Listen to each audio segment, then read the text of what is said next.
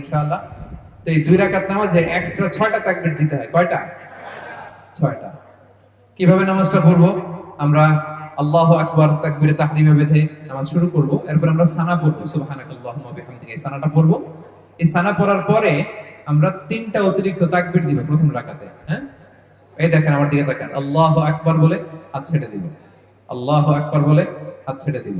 আল্লাহু আকবার বলে হাত বেঁধে ফেলবো। 3টা অতিরিক্ত হয়ে গেল। সূরা ফাতিহা পড়বো, আরেকটা সূরা মেলাবো। রুকু করব, 2 সিজদা করব। প্রথম রাকাত শেষ। প্রথম রাকাত। দ্বিতীয় রাকাতের জন্য দাঁড়ালাম। দাঁড়িয়ে সূরা ফাতিহা পড়বো। ইমাম সাহেব সূরা ফাতিহা পড়বেন। এরপর আরেকটা সূরা মেলাবেন। এরপর রুকুতে যাওয়ার আগে অতিরিক্ত 3টা তাকবীর আমরা পড়ব। প্রথম তাকবীর আল্লাহু আকবার, হাত ছেড়ে দিব। দ্বিতীয় তাকবীর আল্লাহু আকবার, হাত ছেড়ে দিব। তৃতীয় তাকবীর আল্লাহু আকবার, হাত ছেড়ে দিব। 3টা তো শেষ।